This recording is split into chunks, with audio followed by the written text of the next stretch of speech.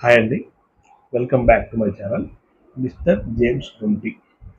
So ఈ welcome back అనే word చాలాసార్లు యూజ్ చేయాల్సి వస్తుందేమో మన వీడియోస్లో. ఎందుకంటే కొన్ని వేల లక్షల వీడియోస్ దేవుళ్ళ మీ ఆశీస్సులు ఉంటే డెఫినెట్గా అవుతాయి. సో అప్పుడు వెల్కమ్ బ్యాక్ అనాలి కాబట్టి రిపీటెడ్ ఆడియో రికార్డ్ చేసి పెట్టుకుంటే పోయిద్దేమో అనిపిస్తుంది. ఓకే, నేను లాస్ట్ వీడియోలో చెప్పినట్లు కస్టమర్స్కి కూడా 5 టిప్స్ ఇద్దామని చెప్పేసి అనుకుంటున్నానండి. అవి ఏంటి అంటే ఆ important 5 tips. First main tip వచ్చేసి చాలామంది కస్టమర్స్కి అదొక ఊత పదం అండి. రెగ్యులర్గా అనే వర్డ్ మీకు అర్థమై ఉంటుంది. అది ఏంటంటే నా వెహికల్ మైలేజ్ రావట్లేదు. మొన్ననే మా ఫ్రెండ్ కారు ద్వారా ఎంత మైలేజ్ వస్తుందంటే అబ్బా అసలు నెంబర్ వన్ వస్తుంది. నిన్న మా తమ్ముడు కారు ద్వారా ఎంత మైలేజ్ వస్తుంది తెలుసా బా,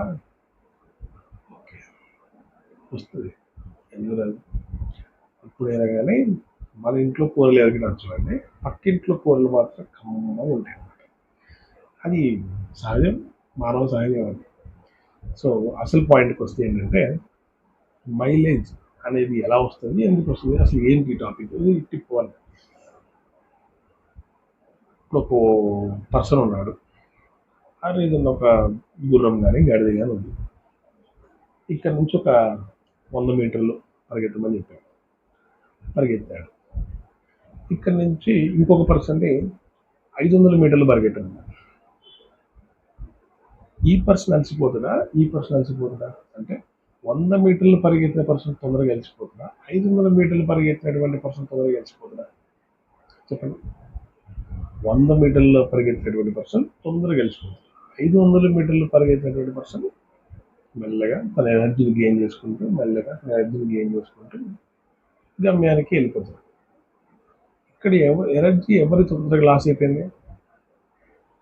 100 మీటర్స్ అంటే ఏ ఏ అనే పర్సన్ది ఎనర్జీ అనేది తొందరగా లాస్ అయిపోయింది. ఎందుకు?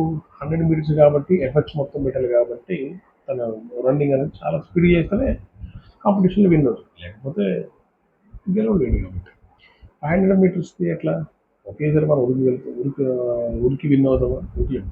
మెల్లగా రన్ చేసుకుంటూ మళ్ళీ స్లో అయ్యి, మళ్ళీ స్పీడ్గా, మళ్ళీ స్లో అయ్యి ఎనర్జీ గెయిన్ చేసుకుంటూ వెళ్ళాలి. సో ఎనర్జీ ఎవరి దగ్గర ఎక్కువ ఉంటుంది అప్పుడు? 500 మీటర్ పర్సన్ దగ్గర ఎనర్జీ ఉంటుంది. 100 మీటర్ పర్సన్ దగ్గర ఎనర్జీ అనేది జీరో, ఏముండదు. తన దగ్గర తను ఉన్నటువంటి ఎనర్జీ మొత్తం పెనేస్తాడు, అయిపోయింది, ఏముండదు. ఏం వెహికల్లో కూడా అంతేనండి. మనము 150, 160, 140, కొంతమంది అయితే 180 ఇంత స్పీడ్లో వెహికల్ డ్రైవ్ చేస్తే ఉన్నటువంటి ఫ్యూయల్ మొత్తం కూడా ఒకేసారి ఇంజెక్ట్ అయిపోతుంది కదా, ఎలా మైలేజ్ వస్తుంది? అంటే గమ్యానికి మీరు వెళ్ళాలనుకుంటున్నారు, ఆ గమ్యానికి వెళ్ళడానికి 3 గంటలు టైం పట్టింది, కానీ మీరు దాన్ని గంటన్నరలో కొట్టేద్దాం అనుకుంటున్నారు. అంటే ఎంత స్పీడ్ వెళ్తున్నారు మీరు? 3 గంటలు వెళ్ళాల్సినటువంటి గమ్యాన్ని 1.5 అవర్లో మీరు కంప్లీట్ చేస్తున్నారంటే half of the more than half of the speed అనేది మీరు వెళ్తున్నారు. అంటే ఫర్ ఎగ్జాంపుల్ 3 గంటల గమ్యానికి మీరు ఒక 60 నుంచి 80 కిలోమీటర్/అవర్ కనుక వేసుకుంటే 3 గంటలకు వెళ్ళిపోవచ్చు. అది మీరేం చేస్తున్నారు? అదే 3 గంటల్ని 1.5 అవర్లో వెళ్ళాలని చెప్పేసి 80 కిలోమీటర్/అవర్ వెళ్ళేటువంటి స్పీడ్ వెహికల్ని దాన్ని 160 వెళ్తున్నారు, అంటే డబుల్ స్పీడ్ వెళ్తున్నారు. దానివల్ల ఏమవుతుంది? వెహికల్లో ఫ్యూయల్ అనేది తొందరగా ఇంజెక్ట్ అయిపోతుంది. మీరు వెళ్ళొచ్చినట్టు గమ్యం 1.5 అవర్లో వచ్చేసింది, ఫ్యూయల్ కూడా ఇంతే తొందరగా అయిపోతుంది. అప్పుడు మైలేజ్ ఎలా వస్తుంది? రాదు కదా. చిన్న లాజిక్. మీకు గమ్యం ముందు కావాలా, మైలేజ్ కావాలా? రెండు కావాలి. కష్టం. అమ్మ కావాలా, భూమి కావాలా అంటే ఏదన్నా ఒక దగ్గర కోరుకోవాలి కదా. ఇది అంతే. వెళ్ళాల్సిన గమ్యం వెళ్ళండి సురక్షితంగా, సేఫ్గా.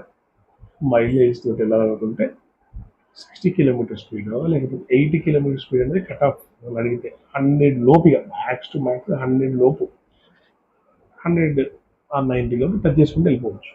మనం 160, 140 వెళ్ళి అయినా కూడా నాకు మైలేజ్ రావాలంటే ఎట్లా వస్తుంది?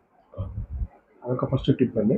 మీకు మైలేజ్ రావాలనుకుంటే 80 to 100 స్పీడ్ లోపు మెయింటైన్ చేయండి. అది ఏ వెహికల్ అయినా, అది పెట్రోల్ అయినా, డీజిల్ అయినా, ఏ వెహికల్ అయినా కానీ. ఇంకొకటి, మా ఫ్రెండ్‌కి అంతొచ్చింది కదా! నా బండికి ఎందుకు ఇది రావట్లేదు? మా ఫ్రెండ్‌కి ఇంతొచ్చింది కదా! నా బండికి ఎందుకు ఇంత రావట్లేదు? ఫస్ట్ ఆఫ్ ఆల్ అది ఏ వెహికల్ చూసుకోండి. ఆ వెహికల్ ఇంజిన్ ఏ మోడల్ చూసుకోండి. అండ్ ఇంకోటి, అది పెట్రోలా, డీజిలా వేరియంటే చూసుకోండి ఒకసారి. ఇవన్నీ కూడా క్యాల్కులేషన్స్ అనేవి ఉంటాయండి. అట్లా ఒకేసారి మనం రియాక్ట్ అవ్వడం అనేది కరెక్ట్ కాదు. అన్నీ కూడా ఆలోచించుకోండి. ఇంకొకటి, ఏ వెహికల్ అయినా సరే ఈ కంపెనీ ఒక మైలేజ్ అనేది ఇస్తుంది. మీరు ఈ స్పీడ్ మెయింటైన్ చేసి చూడండి. డెఫినెట్గా మీకు మైలేజ్ రాకపోతే నన్ను క్వశ్చన్ చేయండి. ఓకే. టిప్ 1, మైలేజ్ 80 to 100 లోపు మెయింటైన్ చేస్తే 100% మనం వద్దన్నా వచ్చింది మైలేజ్. నేను ఎక్స్పీరియన్స్ ఇస్తాను పక్కా. సెకండ్ టిప్, చాలామంది కస్టమర్స్ అండి ఈ మధ్య మనం షోరూంలో చూస్తుంటే కొత్త కొత్త వెహికల్స్, చాలా కొత్త వెహికల్స్, పాపం 10,000 కిలోమీటర్లు కూడా తిరగలేదు. ఫస్ట్ సర్వీస్ కూడా రాని వెహికల్స్, చాలా కొత్త వెహికల్స్ షోరూమ్కి వస్తున్నాయి. ఎందుకు ఇంత కొత్త వెహికల్స్ వాళ్ళు తిరగాలని బండి కొనుక్కున్నారు, అప్పుడే షోరూమ్కి వస్తున్నారు అనుకుంటే ర్యాట్ బైట్. మీరు ఉన్నది కరెక్టే. ర్యాట్ బైట్ అంటే ఎలుక, చువా చువా అంటారు కదా హిందీలో. ఎలుక. ఈ ఎలుకలు ఈ వైర్లని కత్తిరించడం వల్ల, కొరకడం వల్ల వెహికల్ అనేది తొందరగా షోరూమ్కి వస్తుంది రిపేర్కి. సో నా సెకండ్ టిప్ ఏంటంటే, కస్టమర్స్కి ఒకసారి మీరు పార్కింగ్ చేసేటువంటి ఏరియాని కానివ్వండి, మీరు పార్కింగ్ చేసేటువంటి ఎన్విరాన్మెంట్ ఒక్కసారి చెక్ చేసుకోండి. అది ప్రాపర్గా నీట్గా క్లీన్గా ఉందా లేదా, అక్కడ మనం వెహికల్ పార్క్ చేయొచ్చా, పార్క్ చేయకూడదా. చాలామంది సైడ్ కాలువల పక్కన కానివ్వండి, డ్రైనేజ్ పక్కన పార్క్ చేస్తూ ఉంటారు. అక్కడ డెఫినెట్గా ఎలకలు ఉంటాయండి, దానికి ఎవరు ఏం చేయలేరు. సో డెఫినెట్గా ఈ వెహికల్కి ఇంజెక్ట్ తొందరగా వెహికల్లో ఇన్వాల్వ్ అయితే వెహికల్ ఎక్కుతాయి తొందరగా, వైర్లు అనేవి తెలియదు కదా వాటికి, తినేయేమో అనుకుని కొరికేస్తాయి. పెట్రోల్ వెహికల్స్కి నొప్పి ఎక్కువ, ఎందుకంటే పెట్రోల్ రాసుకుని అనేది తొందరగా లాగిందన్నమాట డీజిల్ కంటే కూడా. సో ఒక్కసారి పార్కింగ్ చేసే ప్లేసెస్ని ప్రాపర్గా ఉందా, నీట్గా ఉందా లేదు చెక్ చేసుకొని పార్క్ చేయండి. ఆర్ ర్యాట్స్, ఇంకా తప్పదు మాకు అక్కడే పార్క్ చేయాలి, వేరే అవకాశం లేదనుకుంటే ర్యాట్స్ ప్లేస్ ఉంటాయి మీకు ఆన్లైన్లో దొరుకుతాయి, లేదనుకుంటే షోరూమ్కి వస్తే షోరూంలో కూడా ఉంటాయి. ఆథరైజ్డ్ యువర్ ఏ వెహికల్ అయితే ఆ వెహికల్, ఏ వెహికల్ అయితే ఆ వెహికల్లో షోరూమ్కి వెళ్తే డెఫినెట్గా అక్కడ కూడా దొరుకుతాయి ప్రొడక్ట్స్, ఆర్ ఆన్లైన్లో కూడా ఆర్డర్ పెట్టుకోవచ్చు. ఇంకొకటి, ఆ స్ప్రే కొట్టేటప్పుడు చాలా జాగ్రత్తగా మాస్క్ పెట్టుకొని, వీలైతే చేతులకు గ్లౌజెస్ వేసుకొని, మీరు కొంచెం డిస్టెన్స్ మెయింటైన్ చేసి కొట్టండి స్ప్రే. కొట్టిన తర్వాత ఫర్ ఎగ్జాంపుల్ ఒక నైట్ స్ప్రే చేసేయండి, కొంచెం ఇంజెక్ట్ అయిపోతుంది, అంతా క్లియర్ అయిపోయిన తర్వాత మార్నింగ్ పూట వెహికల్ తీస్తే బెస్ట్. మార్నింగ్ స్ప్రే చేయడం కంటే కూడా మనం రన్నింగ్ చేస్తాం, ఇంకొక 5-10 మినిట్స్లో లేదా 1 అవర్ రన్నింగ్ చేస్తాం అనేటప్పటికంటే కూడా నైట్ అనేది మన వెహికల్ తీయం కాబట్టి, మళ్ళీ మార్నింగ్ కదా మన వెహికల్ తీసేది, కాబట్టి నైట్ స్ప్రే చేస్తే ఇంకా బాగుంటుంది నా ఫీలింగ్. అండ్ ఫస్ట్ టిప్ అయిపోయిందండి, సెకండ్ టిప్ అయిపోయింది. థర్డ్ టిప్, ఈ థర్డ్ టిప్ ఏంటంటే, చాలామంది కస్టమర్స్ అండి వాళ్ళకి రావాల్సినటువంటి వారంటీని మిస్ అవుతున్నారు. వారంటీ మిస్ అవ్వడం ఏంటి, ఆ వారంటీ ఉన్నప్పుడు డెఫినెట్గా మీరు ప్రొవైడ్ చేయాలి కదా, మీకు బాధ్యత కదా అంటారా, మా బాధ్యతనండి. ఇక్కడ మాకు కొన్ని ఎస్ఓపి లిమిట్స్ అని చెప్పేసి ఉంటాయి అన్నమాట, వాటి పరిధిలోనే మేము పనిచేయాలి. అవి ఏంటంటే, వాళ్ళ వారికి వారంటీ ఉండి కూడా పొందలేని పరిస్థితిలో ఉంటారు కొంతమంది. చాలా నేను చూసి అబ్జర్వ్ చేశాను. వాళ్ళు బాధపడ్డారు, పాపం జేబులో నుంచి అమౌంట్ కట్టుకున్నారు, తిరిగి వచ్చే పార్టీకి కూడా. ఎందుకు ఎలా అంటే, వెహికల్ స్కెడ్యూల్ ఉంటుంది కదండి, సర్వీస్ స్కెడ్యూల్. జనరల్గా మన సర్వీస్ స్కెడ్యూల్స్ ఎలా ఉంటాయి అంటే అండి, మోస్ట్లీ కంపెనీ వెహికల్స్, బ్రాండెడ్ వెహికల్స్కి 10,000 కిలోమీటర్స్ ఆర్ 1 year ఉంటుందండి. అండ్ మీరు ఏ వెహికల్ వాడుతున్నారో ఒకసారి మీ ఆథరైజ్ సర్వీస్ సెంటర్లో కూడా ఒకసారి కనుక్కోండి. నాకు తెలిసి నేను చెప్తున్నాను, సర్వీస్ షెడ్యూల్ టైం ఉంటుంది కదా, దాన్ని డెఫినెట్గా సర్వీస్ షెడ్యూల్ టైంకి వచ్చేలాగా ప్లాన్ చేసుకోండి. మీకు ఎంత పనులు ఉన్నా కానివ్వండి, డెఫినెట్గా ఆ టైం కల్లా షోరూమ్కి వెళ్ళి సర్వీస్ చేయించుకోవడానికి ప్లాన్ చేసుకోండి. మీరు కొన్న దగ్గరే సర్వీస్ చేయాలని రూల్ ఏం లేదండి. ఆల్ ఓవర్ ఇండియాలో ఇది ఏదైతే branded vehicle authorized service center ఎక్కడికి వెళ్ళైనా కానీ వెహికల్ సర్వీస్ చేయించుకోవచ్చు. దాని ద్వారా ఏమైందంటే, మన సర్వీస్ చేసినందుకు కూడా హిస్టరీలో కనిపిస్తుంది, అంటే సిస్టంలో రిఫ్లెక్ట్ అయిపోతుంది. సో ఆటోమేటిక్గా రేపు పొద్దున మన వెహికల్కి ఏదైనా ప్రాబ్లం వచ్చినా కానీ కంపెనీ రెస్పాన్సిబిలిటీ తీసుకుంటుంది. విత్ ఇన్ వారంటీలో ఉన్న వెహికల్స్కి ఏదైతే ప్రొడక్ట్ కాంపోనెంట్ పోయిందో ఆ పార్ట్ అనేది ఫ్రీ ఆఫ్ కాస్ట్లో ప్రొవైడ్ చేస్తుంది. అది థౌజండ్స్లో ఉన్న పార్ట్ అయినా, ల్యాక్స్లో ఉన్న పార్ట్ అయినా, ఏ పార్ట్ ఎంత పెద్ద పార్ట్ అయినా, ఎంత డబ్బులు ఉన్న పార్ట్ అయినా కానీ ఫ్రీ ఆఫ్ కాస్ట్లో మీరు దాన్ని ప్రొవైడ్ చేసుకోవచ్చు, యూటిలైజ్ చేసుకోవచ్చు. మీరు టైంకి కనుక సర్వీస్ రాలేదనుకోండి, ఆటోమేటిక్గా సర్వీస్ మిస్ అయిపోతుంది. అప్పుడు వారంటీ అనేది జనరేట్ చేయడానికి అవకాశం ఉండదు. మన షోరూమ్ వాళ్ళ మీద కూడా పెట్టుకున్న ఇచ్చిన నో యూజ్. ఎందుకంటే వాళ్ళకంటే ఒక ఎస్ఓపి ఉంది కాబట్టి దాన్ని కంపల్సరీగా ఫాలో అవ్వాల్సిందే. లైక్ మేమే అవ్వాల్సిందే, మాకు వేరే ఆప్షన్ లేదు. కాబట్టి టైంకి షోరూమ్కి రండి, మీ టైం మీరు సర్వీస్ చేయించుకోండి. తిరిగితే 1 ఇయర్, 10,000 కిలోమీటర్స్, 10,000 కిలోమీటర్స్ లేకపోతే 1 ఇయర్, ఏది ముందు వస్తే అది మీ సర్వీస్ షెడ్యూల్ ఏది ఏ విధంగా అయితే ఉందో దాని ప్రకారంగా రండి. 3 సర్వీస్ టిప్స్ అయిపోయాయండి. 4వ సర్వీస్ టిప్ ఏంటంటే అండి, చాలామంది కస్టమర్స్ తెలియక డ్యామేజ్ అవుతుంది. ఫర్ ఎగ్జాంపుల్ చెప్పే క్లారిటీ అండి, రియర్ లెఫ్ట్ సైడ్ ఒక డోర్కి డెంట్ పడ్డది. నిన్న నిన్న ఒక కస్టమర్కి ఒక వెహికల్కి డోర్కి డెంట్ పడ్డది. రియర్ లెఫ్ట్ సైడ్ అంటే వెనకాల రైట్ హ్యాండ్ సైడ్ అనుకోండి, left hand right what ever. వదిలేశారు కస్టమర్, ఏం కాదు తర్వాత చూసుకుందాం అని చెప్పేసి వదిలేసుకున్నాం. ఒక 10 days తర్వాత ఆపోజిట్ డోర్కి డెంట్ పడ్డది. ఆపోజిట్ డోర్కి షోరూమ్ సెంటర్కి వస్తారు, కోర్స్ రావాలి కూడా. వచ్చి ఈ రెండు ఒకేసారి నాకు క్లెయిమ్ కావాలంటారు. ఇన్సూరెన్స్ పే చేస్తున్నా కదా, నాకు ఎందుకు క్లెయిమ్ చేసుకోకూడదు, డెఫినెట్గా నాకు ఈ రెండు రావాలంటారు. రాదండి, అవకాశం లేదు. ఎందుకు అంటే ఈ డ్యామేజ్ వచ్చేసి మొన్న జరిగింది. ఫర్ ఎగ్జాంపుల్ ఒక 9వ తారీఖు జరిగింది అనుకోండి, ఈ డ్యామేజ్ వచ్చేసి 15వ తారీఖు జరిగింది. ఎలా వస్తుంది? రాదు. మరి రావాలంటే ఏం చేయాలి? ఫర్ ఎగ్జాంపుల్ ఈ డోర్కి డ్యామేజ్, ఓ బైక్ వచ్చి డాష్ ఇచ్చాడు, వెహికల్ ఆపి తనతో మన డిస్కషన్ లేకపోతే డ్యామేజ్ అయింది అని చెప్పేసి మన వెహికల్ ఆపేలోపు ఇటు పక్క నుంచి ఇంకొక బైక్ వచ్చి ఇటు పక్క డాష్ ఇచ్చాడు. అప్పుడు కూడా రాదా అంటే వస్తుంది. ఎట్ ఏ టైంలో జరిగినటువంటి డ్యామేజెస్కి మాత్రమే క్లెయిమ్ వస్తుంది. అది మన దగ్గర ప్రూఫ్ ఉండాలి. ఎట్ ఏ టైంలో జరగని డ్యామేజెస్కి క్లెయిమ్ అనేది రాదండి, ఇన్సూరెన్స్ రాదు. కాబట్టి మీరేం చేయాలి, టైం టు టైం ఎప్పుడు డ్యామేజ్ అయితే అప్పుడు విత్ ఇన్ 1 or 2 daysలో వీలైతే వెంటనే వచ్చి సర్వీస్ సెంటర్ని అప్రోచ్ అయితే చాలా బెనిఫిట్. మీరు అనొచ్చు, చిన్న చిన్న వాటికి ఇన్సూరెన్స్ ఎందుకు పెట్టుకోవాలమ్మా, అంత అవసరం ఏముంది? అవసరం. ఇంకోటి ఏంటంటే, చిన్న చిన్న వాటికి ఇన్సూరెన్స్ పెట్టుకుంటే మా బండి వాల్యూ తగ్గిపోతుంది. చిన్న చిన్న వాటికి ఇన్సూరెన్స్ పెట్టుకుంటే వెహికల్ ఒక 2 to 3 days ఉంచాలి షోరూమ్లో, ఎందుకు టైం వేస్ట్? ఒకటి ఇన్సూరెన్స్ మన పుణ్యానికి రావట్లేదు, డబ్బులు కడుతున్నాం. 20,000, 30,000, 40,000, 50,000 కడుతున్నాం. ఎందుకు కడుతున్నాం? మన దగ్గర డబ్బులు ఎక్కువే కడుతున్నాం? లేదు కదా, డ్యామేజ్ అయితే తీసుకొని కడుతున్నాం. ఇంకొక ఇంపార్టెంట్ థింగ్ ఏంటంటే, 2020 కంటే ముందు ఒక పాలసీలో అంటే ఒక 1 yearలో ఇన్సూరెన్స్ అనే పాలసీ ఎప్పుడు ఉంటుందండి, ఓన్లీ 1 year మాత్రమే వ్యాలిడిటీ ఉంటుందండి. తర్వాత మనం రెన్యువల్ చేసుకోవాలి. 1 yearలో లిమిట్స్ ఉంటాయి, like 2 or 3 times, 4 or 5 times అని చెప్పేసి ఉంటుంది అనమాట. అది 2020 కంటే ముందు. 2020 తర్వాత మల్టిపుల్ టైమ్స్.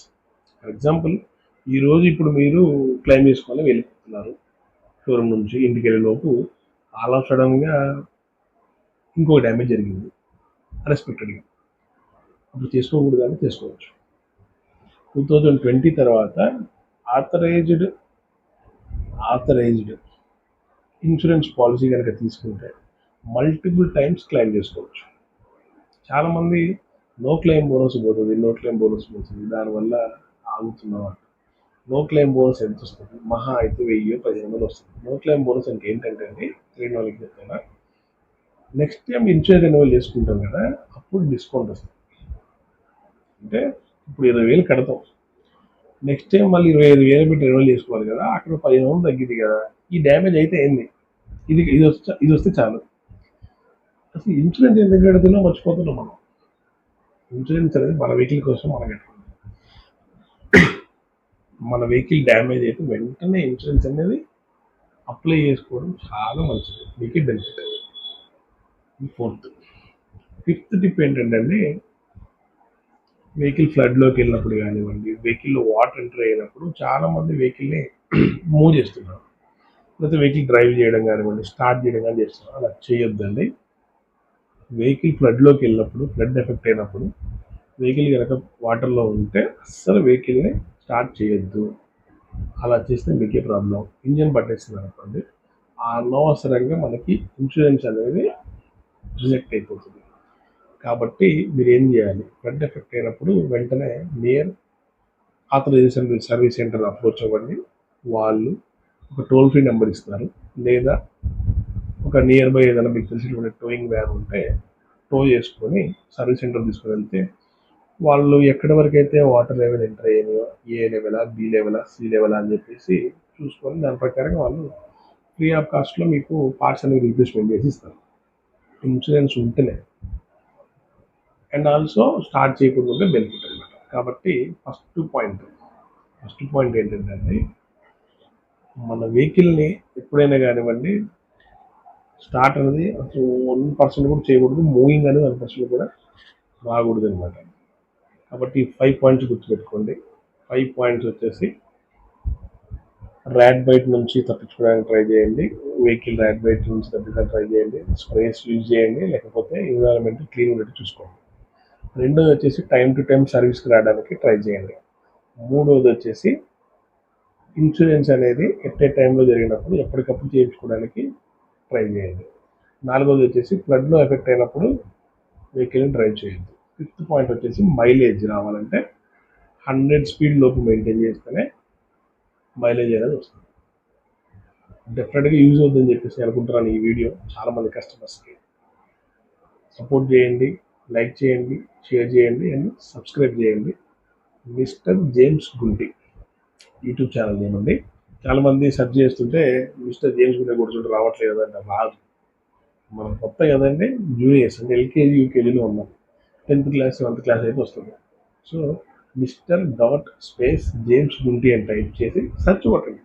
సెర్చ్ కొడితే నా ఫేస్ కనిపిస్తుంది. ఏదో నా వీడియోస్ వస్తూ ఉంటే దాన్ని క్లిక్ చేసుకోవచ్చు. ఫేమస్ అయిన వాళ్ళు ఏంటంటే మనం వాళ్ళ ఒక హాఫ్ నేమ్ కొట్టగానే ఏమంటే సెర్చ్ ఆప్షన్లో వచ్చేస్తుంది. సో ఫేమస్ అనేది మీ చేతిలో ఉంది. ఫేమస్ ఈజ్ నాట్ ఇంపార్టెంట్ అండి. మన నాలెడ్జ్ని ఎంతో కొంత ఒక ఫ్రెండ్కి ఎట్లా షేర్ చేసుకుంటామో అట్ ది సేమ్ టైం మనం రిలాక్స్ అవ్వడం కోసం మాట్లాడేవన్నీ కూడా షేర్ చేసుకోవాలని తాపత్రయం అంతే తప్ప ఇక్కడ ఏదో చేయాలనేది కాదు. ఇంకోటి ఇప్పుడు ఇన్ఫర్మేషన్ వీడియోస్ వస్తాయా, షోరూమ్ సంబంధించి వస్తాయా అంటే కాదండి. నెక్స్ట్ వీడియో వస్తుంది, పాలిటిక్స్ గురించి వస్తుంది, మరి ఫేవరెట్ అనమాట. అది నాకు చాలా ఇష్టం. సో ఆ వీడియో వస్తుందండి, దానికోసం వెయిట్ చేయండి. అప్పటి వరకు అయితే ఈ వీడియోని మీ ఫ్రెండ్స్ కూడా షేర్ చేసి సబ్స్క్రైబ్ చేయించండి. సపోర్ట్ చేస్తారని అనుకుంటున్నాను. Thank you.